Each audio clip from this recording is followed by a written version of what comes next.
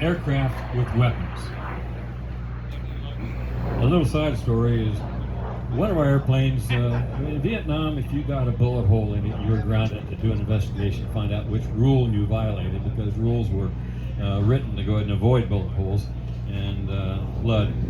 And so in Laos, we took our airplanes in there at 100 hours or 100 bullet holes, whatever came first. And this aircraft had been riddled pretty good. It had maybe 2 or 3 bullet holes left before it needed to go. And one of the bullets had lodged in the weapon system, such as it was on an 01 Bird Dog. You have this straight stick coming up, and it looks like a girl's bicycle grip for on the top. And where the tassel would be is a little red button to go ahead and fire the missile on, or the rocket. And we had 8 red cover guard switches, 4 on each side. And what we would do is we're supposed to take off with white phosphorus marking rockets only, and those rockets had warheads that almost a foot long, and they stuck out the front end of the rocket tube that we had, 4 on each side. And you could do an inventory, instantaneous inventory. But those rockets that had flechettes or high explosives, which we weren't supposed to carry, their warheads were considerably shorter, and they stuck inside the tube. So you look out there and you think you didn't have a weapon out there or whatever. And the only way to go ahead and determine this is you just left the red cover guard switch, which armed the rocket, open after you shot it. So you can look up there and got two inboards, both of them are high explosives. Okay, let me go find a target, mess around with it.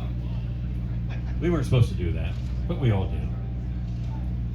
And the other thing was, we weren't allowed to fly the T-28 with bombs. We can only drive the T-28 with rockets, rocket pods. So I found a target, and it was a hip pocket target. Hip pocket target essentially is a target you retain until you have a set of fighters that are threading the needle to really hit something good. So lead shacked the target. He said, 2, are you as good at leads? Yeah. I said, well, follow me. I have a real target. And I moved over, pulled out the hip pocket target. And this is a fleeting target. It won't last very long, maybe 2 hours. And before they find out that I've identified it, then they're going to move it. And so I went in there, and boy, they started slinging bombs all over the place, you know, and 100% within 10 miles of the target area. Shoot. So I'm going to lose this thing. So I raced home, got in front of a number 4 who was getting ready to taxi out, and he had a couple of Mark 82s on board. And I got out of the 01 Bird Dog and ran up and jumped up on his wing, banged on his canopy. He opened up. I gave him $5 in local currency, which is what he was paid for a flight. He hopped out of it. I jumped in. I took off on my own. Went over there and bombed the target myself. Come back, give his airplane back. Got back my 01 Bird Dog. Called up another set of fighters, put them in on the target, and gave them the bomb damage assessment. On those type of missions, we weren't allowed to fly, but you had to record something in the logbooks. So what we used to do is when we got in excess of 175 combat hours a month, when the ambassador kicked us out of the country and sent us down to Bangkok for 2 days, I would go ahead and change the name in the forms. What we did is we just transposed our initials around our names. So my name from John R. Sanderson became Sanjay. So there's logbooks, someplace the T-28's in there with Sanjay, you know, this guy who's flown this airplane. Another one. We had a guy, Lloyd Van Zee. Now, Lloyd Van Zee was just like what you think a Lloyd looks like. The thin little kid on the beach gets sand kicked in his face by the bully, you know. That's Lloyd. And Lloyd just sort of ambles out to the aircraft and pays the monk $5 for blessing his airplane. And so his backseater would go with him. And off he'd go and do his thing. You know, as soon as he cranked the engine, he became a wild man. He was like heckle and jive. This guy was crazy. And he got in an airplane. And the whole metamorphosis, that was different. So Rocket Raven comes back, and what we used to do is we take a winch side screen and we go ahead and draw an X or a cross each side with a grease pencil, and we write backwards the call sign of the fighter, bomb damage assessment, number of passes, and then we'd move on to the next flight number 2, 3, 4, 5, 6, 7, 8. And while we're on the ground refueling and re-rocketing, the intel, the guy is down there taking down the notes and asking any questions. We're up pouring gas in the aircraft and everything and trying to expedite this thing and do a 5 or 6 minute turn. And gotta go. And hopped inside the aircraft. Well, his aircraft, like I say, the bullet had lodged in the weapon system, so his pickle button was hot. And our common tendency was to go ahead and take these switches and throw them forward, keep them from being armed. Well, Rocket Raven number 10, Lloyd Van Zee, he forgot to put the switches down. So he hooks up the battery. He looks out, 8 rockets take off. He was in Luang Prabang in a tail dragger. These rockets are going right toward the King's Palace. Oh, shit. And fortunately, there was a chow hall between, right at the proper angle, and all these 8 rockets disappeared right through the thatched roof of the rocket, en route to the King's Palace, and got fins knocked off, and they were no longer on an arc, and it just started tumbling and so forth. Unfortunately, 2 of them hit the main beam of the chow hall, and it lost all structural integrity of the building, and it was breakfast time. And oh man, the guys were jumping through the windows, through the thatch walls, everything getting out of there. Goes the whole building goes down. Oh, Lloyd's clear. He starts the aircraft up, goes down to Udorn, turns the airplane in for its 100 bullet hole inspection, and takes off to Bangkok for 3 days. He comes back up and they change his name from Raven 10 to Rocket Raven number 10. Okay, another story. I'm putting in an airstrike, and these F4s came in, high test, and they were going to do electronic bombing, and I couldn't put them anywhere near troops. So I had found a ZPU gun, which is a 4-barreled 23 millimeter rapid fire anti-aircraft weapon. And normally, like I say, I did not like going after guns because the mathematics didn't work out. Here you got a $27 million airplane, an F4, and you got a $500 piece of machinery on the ground. It just didn't make sense to put $27 million versus $500. The economics doesn't work out.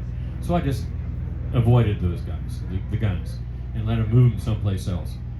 Well, they wanted to hit a gun, so they were slinging bombs all around it, never getting close, and they were changing their dive angle so that the ZPU couldn't figure out what they're doing, and they're doing all the right things, but in the process they were doing the wrong things to go ahead and destroy the target. Well, this guy, a T-28 pilot who tended to go ahead and take off by himself and fly as a lone wolf, his name was P-Bon. P-Bon shows up, and he watches this atrocious effort going on. And he come up, "Hey, Lehman, can I try?" And I said, "Oh, high test, hold high and dry, watch this." And old P-Bon comes right over the target, goes into about a 90-degree dive bomb, and the gun can only come up about 60 degrees, and so they're at his mercy. And one bomb takes the target out, and P-Bon goes off hunting for another target. And these F4s looking there just saying, "Who was that masked man?" Now another one, I used to violate the ambassador's rules about night flying. I would take off about half hour before sunrise. And here's the thing, the North Vietnamese knew that we weren't allowed to fly at night. So they knew that we wouldn't be taken off until after official sunrise. An official sunrise, you got a half hour ahead called twilight. And I'd take off a half hour before twilight. And it took us around 22 minutes to get out the working area. So I'd show up at the working area about twilight, and I could see some stuff. And the Vietnamese, men are all hiding things in that half hour period and putting things to bed for the day, so to speak. And I just happened to find a truck, a bulldozer actually, trying to push a tank into a cave. And the tank had thrown a tread, and they were feverishly trying to repair the tread and push it in to the tunnel. And I show up. And I started a one-man war. Now here's my problem. T-28s are all in reckless. Raven, didn't you know this is a civilized war? You weren't supposed to be airborne before that time. And it takes us 45 minutes to get our act together, to get out there. So here I got a damn near hour. I got to go ahead and play with it. And so I used to fly with an AK-47, a Car-15, a 45 caliber pistol in my shoulder and a 38 in my hip, and an M79 grenade launcher, which is about a 40 millimeter cannon. And I had nothing but ammunition. We never wore parachutes over there because we figured it was easier to crash the airplane than go ahead and try and bail out and signal where we were. And I didn't have a survival radio. I was wearing 9 on my backseater, having this North Vietnamese radio go ahead and handle the situation for us. And I had nothing but ammunition. So I'm marshaling my weapons, and I got to go ahead and keep these guys occupied for an hour before my T-28 show up. Well, let me go ahead and try the old-fashioned way, the Vietnamese way. Let me go ahead and do a validation request. So I went and packed up the coordinates and encrypted them. I said it's a prime mover. I requested Mark 81s, Mark 82s, nickel dime delays. And the rationale being, I don't want to go ahead. If you have instantaneous fusing and you hit a tank, all you do is blow the antennas off and ring their ears. If you go ahead and have a delay and it misses the target, which is 90% of the time, by 5 or 10 feet, the bomb penetrates the earth first and then blows up and it flips the tank over on its side or on top of the side. And now I can take my 45 caliber pistol and shoot through the soft underbelly of the tank and blow it up, hitting some ammunition inside there. So it's a very easy target if it's on its side or upside down. Besides, I have a hell of a problem getting this thing back and righted up again. And so that was the rationale. So I said, Mark 82s, Mark 81s, coordinates, and blah, blah, blah, and send it in. So they sent it into the closest intelligence facility around, which just happened to be the U.S. Embassy in Vientiane. And the typical time period, half hour, I'm running around 300 or 400 feet above the ground, racing around. These guys are going one side of the air of the tank, and I'm flying on the other side, and I'm shooting at them. They're ducking down. I fly around to their side, and they run around the other side. There's some musical chairs going on. They don't have time to go ahead and get anything high powerful to come after me with, and so all they got is just a couple of pistols too, and they ain't gonna do anything to me. And I got the tiger by the tail. I can't leave, because if I start leaving, they'll get me. So I'm stuck, and I'm running out of ammunition. And I get this report back from Hillsborough, the Airborne Command Control Ship. He says, disapproved. Okay. I got 15 more minutes and T-28s to show up. And matter of fact, they were en route already. They heard my quandary. And they're coming out to help me out. And Cricket says, Raven, don't you want to know why I disapproved? I said, okay, tell me. He says, look at your map. Yeah. He says, well, see, our maps were old French Indochina maps, 18, 20 years old. And there's a little black dot on the map that was within 500 meters of where this tank was located. And that represented, 18, 20 years ago, a foundation. And the assumption was, in the ensuing years, or 20 years, this little foundation would grow into a village. And you couldn't hit within 500 meters of an active village. So the assumption at the headquarters back in Vientiane was, that's a village there. You can't hit within that. And so Cricket's waiting for me, or Hillsborough waiting for me to move the target 200 meters away and try again.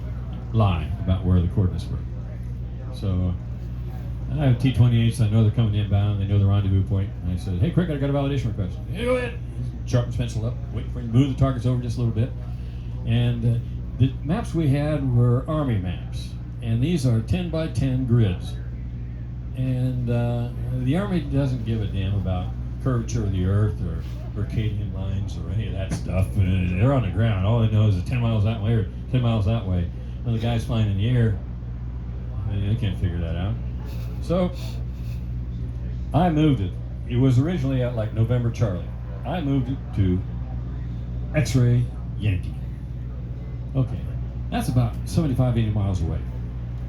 And Hillsborough comes back to me and says, you didn't have to move it that far, Raven. I said, just take us down. It's a suspected enemy headquarters area. He said, I think your first target is good enough. Yeah, just take it in, send it in. I said, and the weapon? B-43. What's that? Just send it in. And 2 minutes later, Hillsborough comes back and says, hey, Raven, you got some attention on this one. Yeah, what do you got? He says, approved. FAC station time, meaning I had to be orbiting the target while the bomb was being put in. And he says, and there's a couple of addendums here. If you can find that weapon in theater, you can put it in. And the third one was, you're to write your own letter of reprimand when you get home. I cacked up the coordinates to the U.S. Embassy in Vientiane, Laos, a suspected enemy headquarters area with a tactical nuke. And they didn't take that too kindly of me doing that to them. Now, this one didn't make the book. Kind of obvious reasons. I didn't tell Chris this story because it was just too sensitive. The guys we supported on the ground, CAS guys as well as the CIA, were embedded with the troops, the brigade guerrillas and the military infantry units on the ground, and were advisory roles. These guys, really had it hanging out. And what they would do is send in overnight coordinates for any activity they got involved in the previous night, and gave me the coordinates, and I'd go into the vault and pick up these 3 or 4 target areas that they wanted me to go ahead and help them out with. And I go out and check. And one guy, his tactical call sign was Black Lion. Black Lion said there's a tank in the vicinity of these coordinates. So I went around, I'm checking for tracks for tanks in this area, and there's nothing. And next morning, tank in the same vicinity. I went out and checked again, nothing. Third day, tank in this vicinity. Okay. I'm going to be a little more proactive on this one. So I just happened to have 4 rockets remaining at the end of the day, and so there was this road going down where the coordinates were located, and I settled down on top of the road about 10 to 15 feet off the ground. I got the 01 Bird Dog up to speed and got it level, and good for the rockets, and fired off one after another down the road, and they go hit, bam! They hit the road and bounced around, just spread debris and dirt all over the place. I put the road to bed for the night. Went home, come back the next morning. I'm down there about 10, 15 feet off the ground, and I got my head out the window, Bird Dog, and I'm 6 sets of tracks going to the south, and 3 going to the northwest, and so forth and so on. And all of a sudden, these tracers go right by my head, through the propeller, from back behind, which I thought was a cemetery. Now, Ray, I don't care how often you've been shot, it's shocking. My heart's racing a million miles an hour, and we Ravens had taught ourselves, don't ever turn away. Because when you do, all you do is increase the amount of your vehicle that you expose to the enemy to get you. And the other thing is, don't go up, because it's very easy to go ahead and shoot geese. Lead them uphill. We go down. Well, I had 15 feet left. And I took all 15 feet and a couple of inches. I hit the ground, and I sprung steel gear, and this thing's flapping around. I'm pushing some more, and the propeller is down the road, kicking up dirt and debris, and I wiped the propellers out. But hell, this is serious. And it just happened to be this stream comes up right bordered the road, and I ruddered over there, and I dropped down a couple more feet. So all I could see was my tail going off in the distance, and they didn't get me. And when you're hit, it's like taking a 10-gallon drum, putting it over your head, and standing back with a 2x4 and smacking it. Because no matter where they hit you, the wingtip, the tail, all that noise comes reverberating down into the cockpit, and it just sounds just horrible. Bang! A huge thing. Just, no matter where it hits the aircraft. I didn't hear one of those bangs. So now I'm really upset. Darwin, survival of the fittest. That guy deserves to die. He doesn't, we don't need dumb guys like this in the world. So I flew off and just happened to set of 4 T-28s were en route to their bombing area, and I called them down, and they came down. I asked my backseater, I says, hey, you used to live in that village about 5 miles up ahead down this road. He said, yeah. I said, do you guys have a cemetery out to the west? And he said, no, sir, it's in town. Okay. I smell a dead rat. So I put the T-28s in. Now, T-28s, they're all Buddhists, and they don't believe in bombing cemeteries, which is rightly so. And so they would only nibble away at the edges. So they dropped their bombs along the edges, and I uncovered about 15 bunkers and a couple of tunnels going toward the graveyard. Now I had a set of F4s, and the Yankee Air Pirates, we got no qualms about doing stuff like that, so I started setting them in on this cemetery. And I found, black pajamas, and they were being scurried back off into the bushes, and guys were wounded, maybe. And a bunch of tunnels and more bunkers, and I put in about 15 sets of fighters right on top of each other, ran out of gas, raced home, re-rocketed, refueled, came back out and started the war again. And then I got bored, and I went home. Well, fast forward about 2 months. It was our turn to throw the party in Savannakhet. In Savannakhet, we had the Air America, we had us Ravens, we had a Lao American School, we had a helicopter outfit that used to change names every 3 or 4 months, and Continental Air Service was there, and Lao American School, like I said. And so we had Filipinos, and we were to invite them over to our house that we lived in. And the ambassador told me, he says, 2 beers, max. Don't mingle.